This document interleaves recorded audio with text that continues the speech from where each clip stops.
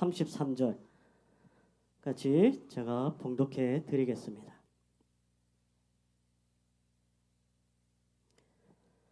에베소서 5장 22절에서 33절 아내들이여 자기 남편에게 복종하기를 주께 하듯 하라. 이는 남편이 아내의 머리됨이 그리스도께서 교회의 머리됨과 같음이니 그가 바로 몸의 구주시니라. 그러므로 교회가 그리스도에게 하듯 아내들도 범사에 자기 남편에게 복종할지니라. 남편들아 아내 사랑하기를 그리스도께서 교회를 사랑하시고 그 교회를 위하여 자신을 주심같이 하라. 이는 곧 물로 씻어 말씀으로 깨끗하게 하사 거룩하게 하시고 자기 앞에 영광스러운 교회로 세우사 티나 주름 잡힌 것이나 이런 것들이 없이 거룩하고 흠이 없게 하려 하심이라. 이와 같이 남편들도 자기 아내 사랑하기를 자기 자신과 같이 할지니 자기 아내를 사랑하는 자는 자기를 사랑하는 것이라.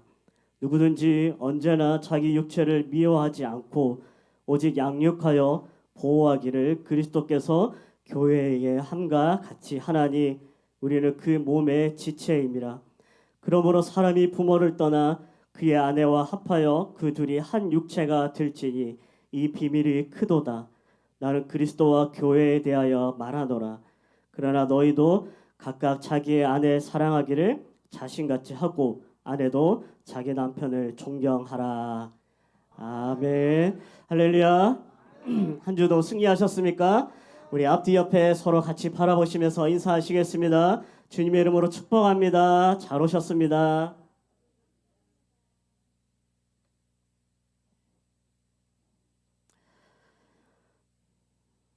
사도 바울은 예수 그리스도와 교회의 관계를 오늘 재미있는 말로 표현하고 있습니다. 신부와 신랑, 그리고 신랑과 신부의 관계로 묘사하고 있습니다. 남편과 아내의 관계로 묘사를 하고 있죠. 원래 오늘 우리가 읽은 이 본문은 예수 믿는 하나님의 자녀가 어떻게 부부 생활을 행복하게 할 수 있는가를 교훈하는 내용입니다. 근데 이 내용을 가르치면서 바울은 부부의 관계, 신랑 신부의 관계를 예수님과 교회의 관계에다가 빗대어서 설명을 하는 것입니다. 그러므로 오늘 우리의 관심은 부부 관계에 있는 것이 아니고요. 교회와 예수님, 예수님과 교회의 관계에다가 우리가 초점을 맞추어 함께 보려고 합니다. 오늘 말씀을 보니 오늘 어떻게 부부 관계를 좀 맺을 수 있을까 여러분이 기대하셨을지는 모르겠지만 그 기대를 접어두시고 예수님과 교회의 관계를 우리가 잘 한번 보셨으면 좋겠습니다. 여러분 예수님은 교회를 자기의 신부로 보십니다. 결혼을 약속한 신랑에게 있어서 이 세상에서 신부는 가장 아름다운 존재입니다. 완전한 존재인 거죠. 신랑의 모든 것이라고 해도 과언이 아닙니다. 마찬가지로 예수님도 교회를 보실 때 똑같은 눈으로 보신다라는 것입니다. 그래서 이런 의미에서 교회는 예수 그리스도의 유일한 사랑입니다. 25절에 보시면요. 이렇게 말씀합니다. 우리 25절을 같이 한번 읽어보겠습니다. 시작. 남편들아 아내 사랑하기를 그리스도께서 교회를 사랑하시고 그 교회를 위하여 자신을 주심같이 하라. 아멘. 예수님이 이만큼 교회를 사랑하십니다. 여러분 신랑과 신부의 사이를 설명하는 결정적인 말 한마디를 우리가 선택하라고 한다면 그건 사랑이라고 할 수 있습니다. 이 사랑이라는 끈이 없으면 둘 사이를 묶어줄 수가 없다라는 거죠. 마찬가지로 예수님과 교회 사이도 이 사랑이라는 말 외에는 둘 관계를 묶어줄 수가 없습니다. 하나님은 교회를 사랑하십니다. 예수님은 교회를 사랑하십니다. 믿으십니까 여러분? 그렇기 때문에 우리 예수님은 낮은 데로 내려오는 그 사랑을 가지고 교회를 사랑하셨습니다. 뿐만 아니라 그분은 하나님이십니다. 그는 영광의 보좌에 앉아 계시는 영원하신 그 여호와 하나님, 삼위일체 되시는 분이신 거예요. 그럼에도 불구하고요, 교회를 너무나 사랑하셔서 그 영광의 옷을 다 보좌에 벗어 놓으시고 이 땅으로 내려오셨다라는 거예요. 뿐만 아니라 십자가에서 우리 죄를 위하여 우리를 죽으시고 부활하셨습니다. 그 결과 예수님은 자기의 신부인 이 교회를 죄와 사망으로부터 구원해서 그 영광스러운 하나님의 자녀로 우리를 삼아 주셨습니다. 모든 죄의 옷을 다 벗기시고 더럽고 냄새나는 죄의 옷을 다 벗기시고 자기의 의로운 옷으로 교회에 입혀주셨어요. 아름다운 신부로 치장하셨습니다. 그래서 이 말씀을 26절에 보시면 이렇게 표현하고 있습니다. 예수님이 교회를 자기를 주시면서 사랑하셨기에 결국은 교회는 어떻게 되었냐? 여러분 26절에 보시니까요. 이를 곧 물로 씻어 말씀으로 깨끗하게 하사 거룩하게 하시고 라고 말씀합니다. 물로 씻음을 받았습니다. 말씀으로 깨끗함을 받았습니다. 그래서 어떻게 됐다고 하죠? 거룩하게 되었다고 합니다. 이 물로 씻었다라고 하는 것은 세례를 받았다는 의미도 되고요. 성령으로 새롭게 되었다라는 의미도 됩니다. 그리고 하나님의 말씀은 듣고 배우는 우리 모두를 깨끗하게 해줍니다. 여러분, 예수님은 우리를 사랑하셨기에 이 세상에서 우리를 불러내서 성령으로 깨끗하게 하나님의 말씀으로 거룩하게 만들어 놓으신 것입니다. 그러므로 교회는 예수 그리스도의 유일한 꿈인 거예요. 아시겠습니까, 여러분? 신부를 사랑하는 신랑. 여러분 다 결혼 생활을 오래 하셨지만 처음에 이렇게 한번 생각을 해보십시오. 이 신랑 마음에 꿈이 있지 않습니까? 신부를 사랑하는 신랑. 내가 저 여자를 아내로 삼고 평생을 살며 누구보다도 행복하게 해주어지 하는 소박한 꿈을 남자라면 다 가지고 결혼합니다. 아름다운 꿈이죠. 맞습니까? 우리 형제님들? 주님, 큰일 났습니다. 다 남자라면 그 꿈을 가지고 결혼을 합니다. 예수님도요, 자기의 신부인 교회를 향하여 꿈을 갖고 계세요. 아름다운 신부, 정말 최고로 멋지고 최고로 거룩한 신부로 만들어야지, 그리고 영원토록 행복하게 해줘야지 하는 꿈을 갖고 계시다라는 거예요. 그래서 27절에 보면 예수님의 꿈이 나오지 않습니까? 자기의 사랑하는 신부, 이 교회를 어떻게 해주고 싶어 하느냐? 자기 앞에 영광스러운 교회를 세우시기를 원합니다. 그리고 그 영광스러운 교회는 어느 정도로 완전하고 아름다우냐? 티도 없고요, 주름 잡힌 것도 없어요. 그 외에 눈에 걸리는 것 하나도 없이 깨끗하게 그리고 거룩하게 만들어서 흠이 없는 신부로 하늘나라에서 영원히 살려고 하는 꿈을 주님이 갖고 계십니다. 다시 말하면요, 우리 모두를 완전한 자로 만드시겠다라는 뜻인 거예요. 우리 모두를 예수님과 똑같이 닮은 사람으로 만드시겠다라는 뜻입니다. 그러므로 주님이 재림하시는 날, 그 하늘나라에서는 지금까지 보지도 못했던 초호합한 잔치가 벌어질 것입니다.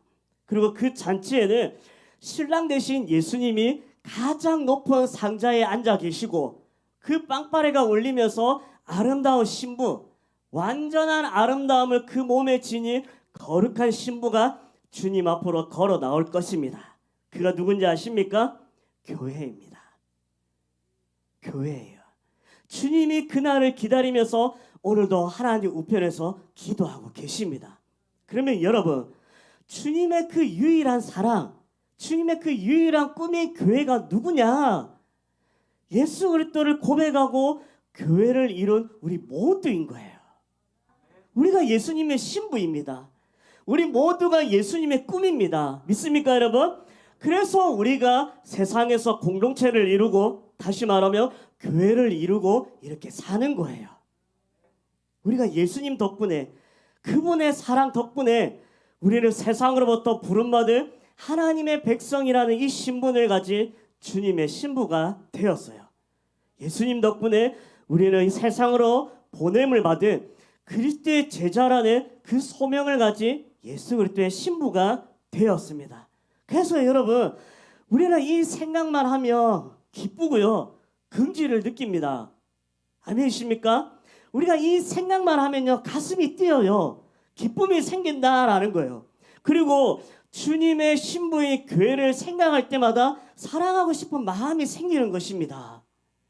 우리 교회를 이루고 있는 이 성도들 한 사람 한 사람을 볼 때마다 세상적으로는 보잘것없이 보일지는 모르지만 예수 그리스도의 사랑받는 신부로 한 사람 한 사람을 볼 때에는 우리는 사랑하고 싶은 마음이 생기는 거예요.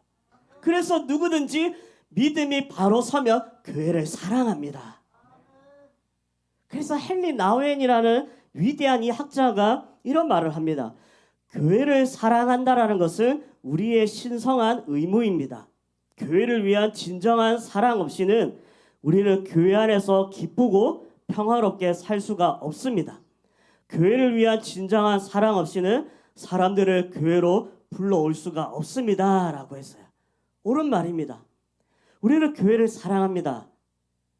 주님은 사랑받는 신부요 그의 꿈이기 때문입니다. 그러므로 우리는 언젠가 아름다운 신부로 그리고 거룩한 신부로 흠이 없는 신부로 예수님 앞에 서야 되고요. 그분과 만나고 그분과 잔치하는 날을 기다리고 있습니다. 이것이 지상교회인 거예요. 아시겠습니까 여러분? 그러므로 여러분 가만히 있으면 안 돼요. 적어도 우리가 신부가 되려면 또 신부로서 신랑을 기쁘게 하려면 준비를 해야 합니다. 세상에서 지 마음대로 살거나 아무 준비도 하지 않고 가만히 있다면 그런 아름다운 신부로 흠이 없는 신부로 갖춰질 수가 없어요. 그래서 우리는 날마다 신부 수업을 받아야 하는 거예요. 여러분 구약에 보시면 에스더서가 있습니다. 아시죠 여러분? 에스더서를 집에 가셔서 꼭 한번 읽어보십시오. 한 3, 40분이면 읽을 수 있는 아주 조그마한 성경인데요. 아마 모르시는 분도 많이 계실 텐데 이 에스더서를 보시면 굉장히 동화책 같은 아주 그런 내용이 있습니다. 거기 보면 이런 내용이 있는데요. 아마 그 페르시아의 황제였던 것 같은데 이 아하수에로 왕이 왕비를 택하여서 장가를 가기 위해서 전국에 있는 아름다운 미녀는 다 끌어모은 거예요. 그래가지고 궁전에 모아놓고 그 가운데서 이제 정선을 했겠죠. 몇 명을 최종 선발한 다음에 이제 그 사람들을 이제 1년 동안 준비를 시키는 것입니다. 근데 그 가운데 누가 있었냐? 에스더라고 하는 아름다운 처녀가 거기에 끼어 있었어요. 그래 그 처녀에게 궁녀 7사람이 이제 매달려서 1년 동안 준비를 시키는 겁니다. 근데 그 내용을 보면 참 재미있어요. 1년 후에 이제 왕을 만나게 되잖아요. 그때 이제 왕의 눈에 들어야 왕비가 되지 않겠습니까? 그래서 어떻게 하냐? 6달 동안은 몰약이라고 하는 기름으로 몸을 가꿉니다. 그래서 모르겠어요. 그렇게 몰약을 한 6달 동안 발라대면 어떤 몸이 되는지는 잘 모르겠지만 하여튼 그 값비싼 몰약을 가지고 이제 몸을 다듬고요. 그 다음에 나머지 6달 동안은 온갖 향수와 화장품으로 몸을 다듬어 가지고 1년이 지난 후에 왕이 부르는 날 왕 앞에 서야 되는 거예요. 그게 이제 에스더서의 내용이 나오거든요. 그러니까 이 임금이라는 이 왕이라는 놈들 보시면 참 몹쓸 놈들이 많다라는 거예요. 자기 하나의 그 쾌락을 위해서 그런 식으로 이 여자들을 못 살게 군이 얼마나 이 참 몹쓸 사람들이 많습니까? 근데 우리 예수님은 그런 왕이 아니다라는 거예요. 선하신 왕이다라는 거죠. 우리 예수님은 오히려 자기 생명을 신부를 위해서 아낌없이 바치는 사랑의 신랑이다라는 거예요. 그러니 여러분 그분을 만나야 될 우리가 어떻게 신부 수업을 안 했어야 되겠냐라는 거죠. 해야 돼요. 그럼 어떻게 해야 하느냐? 우리가 날마다 함께 고백하는 고백에 다 들어있어요. 5가지를 해야 합니다. 이게 신부 수업인데요. 세상에 있을 동안 이 5가지를 여러분이 충실히 하면 정말 주님이 기뻐하시는 아름답고 흠이 없는 신부가 될 수 있습니다. 믿으시기를 바랍니다. 첫째가 뭐냐? 우리는 예수님의 신부가 되기 위해서는 첫째는 예배하는 생활을 해야 합니다. 하나님은 우리를 예배자로 부르셨습니다. 하나님은 자기에게 신령과 진정으로 예배하는 자를 오늘도 찾고 계신다고 말씀하십니다. 여러분 한번 생각해 보십시오. 우리가 인간으로서 하나님을 찬양하고 경배하는 예배만큼 영광스러운 일이 세상에 어디 있느냐 하는 것입니다. 이것만큼 큰 특권이 어디 있겠습니까? 하나님은 영이십니다. 하나님은 온 우주 만물의 창조자가 되십니다. 하나님은 거룩하시고요. 하나님은 광대하십니다. 누가 그분 앞에 하나님을 아버지라 부르면서 예배할 수 있겠냐라는 거예요. 누가 할 수 있어요? 아무도 그렇게 할 수가 없습니다. 오직 하나님이 예배할 수 있도록 허락하신 자들만이 가능한데 그가 누구냐? 예수님을 구주로 고백하면서 나아오는 교회, 우리 모두다라는 그 사실이에요. 우리만이 그분을 예배할 수 있도록 하나님이 허락하셨습니다. 여러분 대부분이 이제 직장 생활을 하고 계실 텐데요. 그리고 해 오셨을 텐데요. 직장에 보시면 일주일이든 혹은 길게는 한 달이라는 이런 스케줄을 항상 만듭니다. 그 스케줄대로 이렇게 움직이죠. 뿐만 아니라 우리가 세상을 살면서 여러분 개개인의 일주일이든 뭐 한 달이든 여러분들이 스케줄을 만듭니다. 한 주일의 스케줄을 만들고요. 항상 우선순위도 정합니다. 여러분 부탁드립니다. 예수님의 신부된 사람은 한 주 스케줄 가운데서 주일 예배를 가장 최우선에 두고 생각해야 됩니다. 이게 하나님 중심으로 사는 생활을 하는 자라는 증거가 되는 거예요. 하나님을 하나님답게 우리가 예우하는 생활이 되는 것입니다.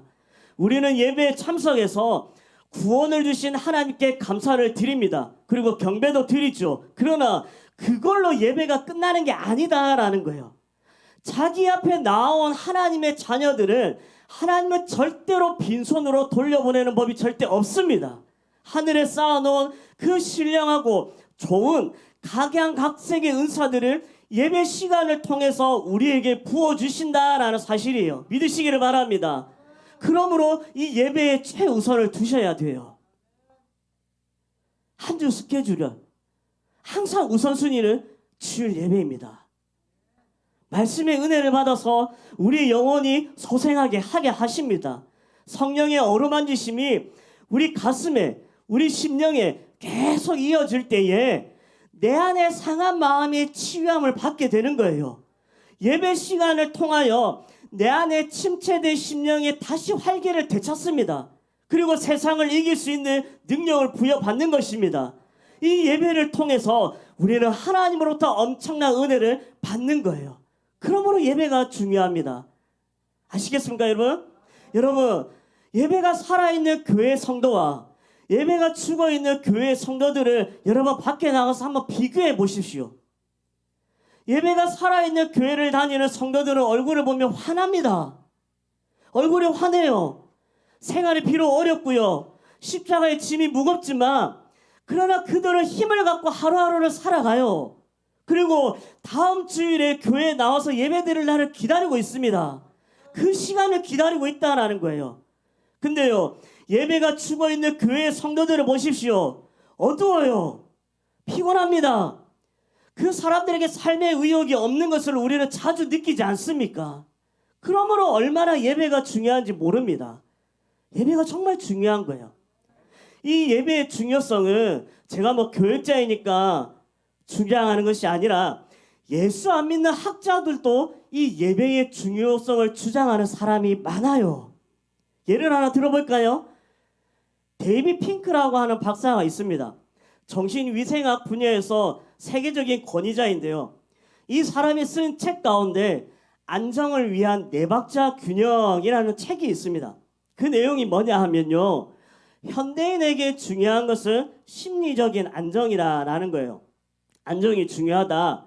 사람이 그 내면의 정서적인 평안을 갖고 있어야 하는데 이 평안을 우리가 균형 있게 유지하려면 네 가지가 필요하다고 합니다. 첫째는 뭐가 필요하냐? 일을 해야 한다고 그래요. 일을 해야 사람이 안정될 수 있다. 이거는 누구나 다 아는 이야기입니다.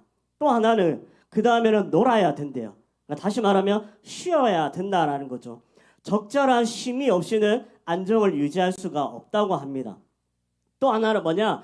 사랑해야 된대요. 사랑하는 사람들이 있고 그 사랑의 울타리에서 살아야 마음이 안정을 얻을 수 있다라는 것입니다.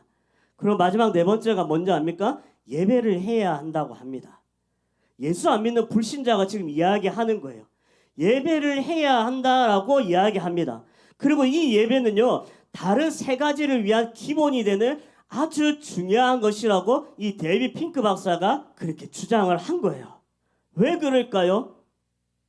왜 이 사람이 이렇게 주장할까요? 예배라는 것은 초월자 되신 하나님에게 자기를 기대는 것입니다. 우리가요, 아무리 내 겉으로 나는 자신 있어, 아직 나는 젊어, 그래도 나는 아직 실력 있어, 우리가 아무리 스스로 소리쳐도요, 우리는 하루하루 살면서 내가 얼마나 왜소한 존재인가를 자주 느낍니다. 겉으로는 태연하지만 속으로는 얼마나 우리가 떨고 있는가를 우리는 자주자주 체험합니다. 그러므로 우리에게 누가 필요하냐? 절대자가 필요하다라는 거예요. 자주자주 그분 앞에 나와서 어린애가 엄마 품에 기대듯이 조용히 우리가 그분에게 기댈 때에 내 마음에 안정이 찾아옵니다. 평안이 내 마음을 지배하게 하는 거예요. 그래서 이 예배가요, 이 요소를 갖고 있다라는 사실입니다. 아시겠습니까, 여러분? 그렇기 때문에 19세기 신학자의 슐라이어 마어라는 분이 교회가 무엇인가라는 질문을 받자 이분이 이런 묘한 말을 합니다. 교회는 전적인 의지의 감정이다라고 했어요. 예배드리는 자가 전적으로 하나님께 의지할 때 느끼는 감정이 교회라고 말을 하는 것입니다. 일리가 있는 대답이라고 봅니다. 그러니 우리에게 예배가 얼마나 중요한가 여러분 꼭 기억하시기를 바랍니다. 사랑하는 여러분, 여러분 지금까지 주일 예배를 얼마나 정성을 다해 드리셨습니까?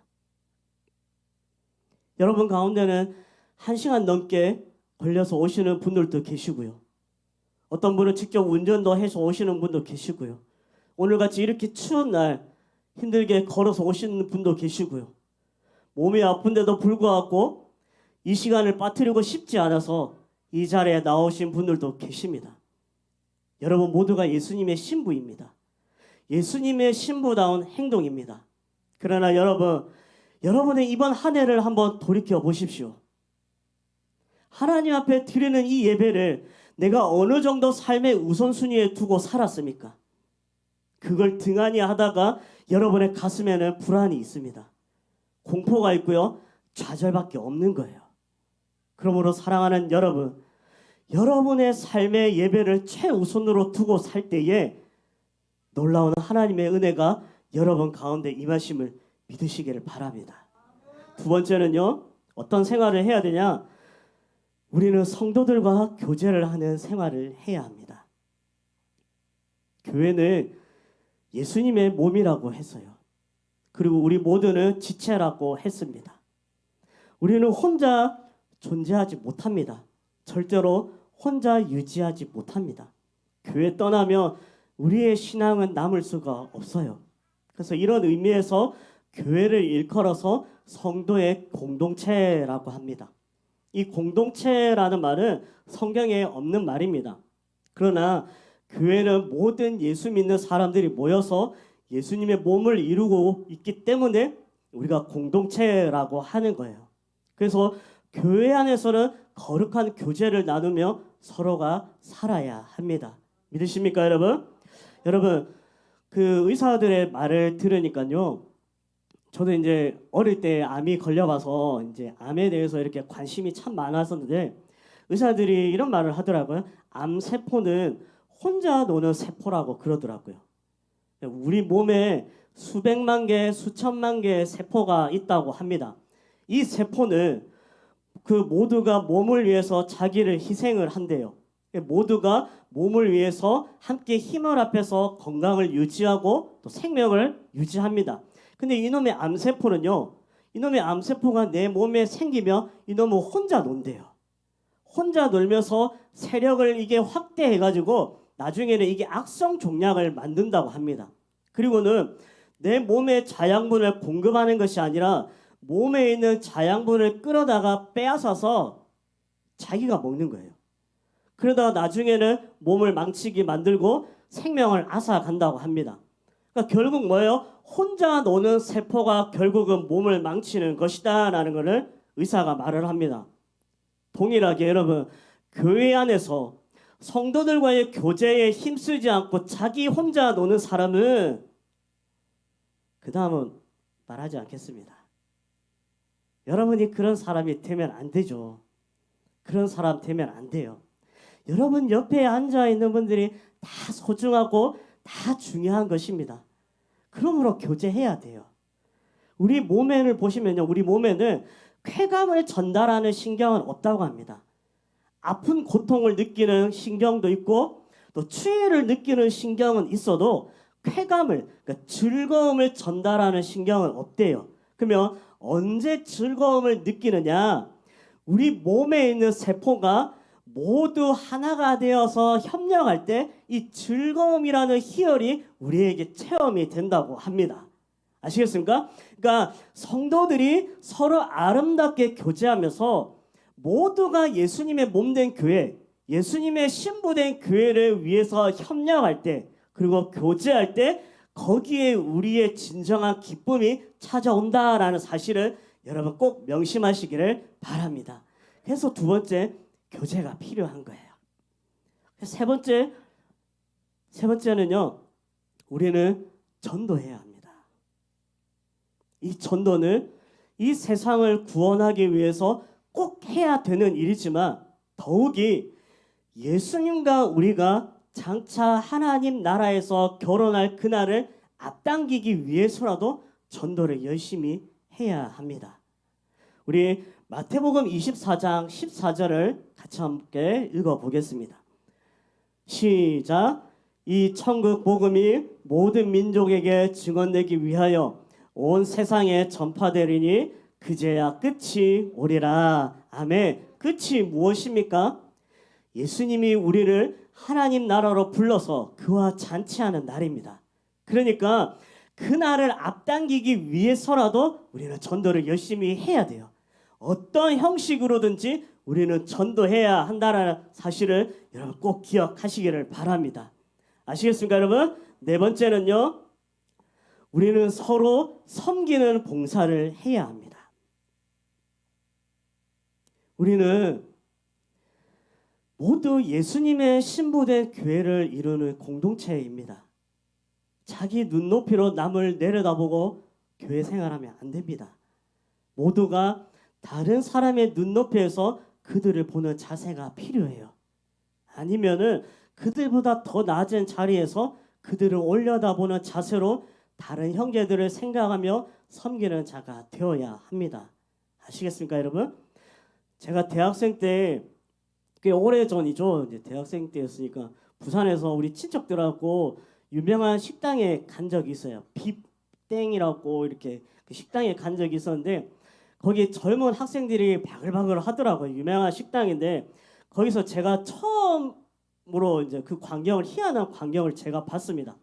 그 서빙 하시는 사람들 있죠. 젊은 서빙을 이렇게 하는 사람이 젊은 친구들인데 이 친구들이 이 바닥에 꿇어 앉아가지고 식탁에 딱 목을 이렇게 걸치면서 있잖아요. 딱 우리를 이렇게 올려다 보는 거예요. 저희를. 그러면서 무슨 음식을 드시겠습니까? 라고 이렇게 말하는 거예요. 그래서 제가 놀래가지고 이 얘들 왜 이러냐 이랬더니 우리 동생들이, 친척들이 여기는 이런 식으로 이제 서빙을 한다고 손님들로부터 그렇게 주문을 받는다고 하더라고요. 그러니까 손님과 눈높이를 같이 하면서 주문을 받는다라는 게 봉사하는 자세를 가지고 고객을 이제 우대한다라는 거지 않겠습니까? 그 가만히 보니까 기분은 좋더라고요. 뻣뻣하게 서가지고 뭐 드실래요 하는 것보다 딱 이렇게 앉아서 뭐 드시겠습니까? 라고 우리를 이렇게 올려보니 얼마나 좋습니까? 그래가지고 그 당시에 많은 곳에서 이렇게 이러한 열풍들이 이제 불어났다고 하던데 지금은 어떤지는 모르겠습니다만은 그 생각이 딱 나더라고요. 여러분, 돈 좀 벌어보려고 저렇게 무릎을 꿇고 아우성들이잖아요. 우리가 예수님의 신부로서 아름답게 주님 앞에 설 날을 기다리면서 신부 수업을 받는 우리가 뻣뻣해서 되겠냐라는 거예요. 뻣뻣해서 되겠습니까? 봉사해야 하는 거예요. 교회는 서로 섬기는 곳이기 때문에 그런 것입니다. 아시겠습니까, 여러분? 그런 거예요. 어떻게 교회 다니면서 봉사하지 않고 뻣뻣하게 서서 교회를 다닐 수가 있느냐라는 거예요. 함께 섬기는 여러분 모두가 되시기를 바랍니다. 그리고 다섯 번째는요, 우리는 하나님의 말씀을 배우려고 노력해야 합니다. 왜 말씀을 배웁니까? 그리스도를 닮는 완전한 자로 성숙하기 위함입니다. 배우기를 싫어하는 자는요, 만년 갓난아이로밖에 남을 수가 없습니다. 만년 갓난아이예요. 우리 여기 신랑 되신 우리 형제님들 대답하지 마시고 여러분 질문 안 하겠습니다. 여러분 무식한 신부를 좋아하는 신랑이 있습니까? 여러분 무식한 신부 좋아하십니까? 안 좋아하죠. 여기 계시는 우리 자매님들 날마다 철없는 짓만 하는 신랑 좋아합니까 여러분? 안 좋아합니다. 그렇죠? 예수님도 마찬가지입니다. 그래서 주님은 우리에게 말씀 열심히 배우고 주야로 묵상하라고 우리에게 말씀하고 있어요. 여러분 교회 안에서 제일 골치 아픈 사람이 누군지 아세요? 만년 갓난아이입니다. 만년 갓난아이예요. 날마다 신경을 써줘야 돼요. 기저귀가 젖었는지 안 젖었는지 날마다 봐줘야 돼요. 기저귀 갈 때마다 토닥토닥 막 베이비 파우더를 이렇게 발라줘야 돼요. 우유가 뜨겁지 않도록 적당한 온도를 잘 유지하면서 젖을 먹여야 돼요. 그런 사람만 교회 안에 가득하면 어떻게 되겠습니까? 교회가요 신생아들만 가득한 산부인과 병원처럼 되면 어떻게 하겠냐라는 거예요. 그래서 교회에서는 자라야 돼요. 자라나야 하는 거예요. 예수님의 모습을 향해서 주님처럼 닮아가기 위하여 성숙한 그리스도인이 되기 위하여 그래서 우리가 말씀을 배워야 하는 것입니다. 그래서 디모데후서 3장 14절에 뭐라고 합니까? 너는 배우고 확신한 일에 거하라 라고 말씀하잖아요. 사랑하는 여러분, 이번 한 해 동안 얼마나 예수님의 아름다운 신부가 되기 위해서 배우는데 열심을 다하셨습니까? 여러분 자신을 한번 돌아볼 수 있기를 바랍니다. 얼마나 많이 배우셨습니까? 얼마나 많이 주야로 말씀을 묵상하며 사셨습니까? 여러분 자신을 돌아볼 수 있는 여러분의 삶이 되기를 바랍니다. 우리가 이처럼 5가지를 제가 해야 된다고 말씀을 드렸습니다. 이게 신부 수업입니다. 근데요 이런 설교를 들으면 여러분 가운데는 혼란을 느끼는 분들이 계실 것입니다. 아이고 날마다 교회 와서 살아야 되겠구나 하는 생각을 가지시는 분들이 있을 것입니다. 아니면 내가 무슨 재주로 그 5가지를 다 잘하면서 사회생활을 하라는 말인가 라는 생각도 하시는 분이 계실 겁니다. 근데 여러분 혼동하지 마세요. 제 이야기를 잘 들으시기를 바랍니다. 여러분 우리에게 손이 몇 개가 있습니까? 없어요?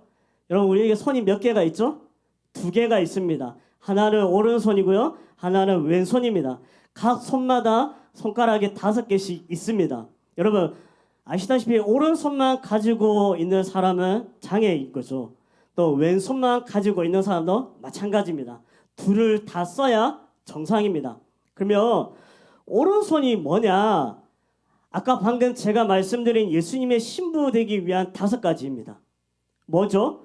예배하는 거, 전도하는 거, 섬기는 거, 교제하는 거, 배우는 거.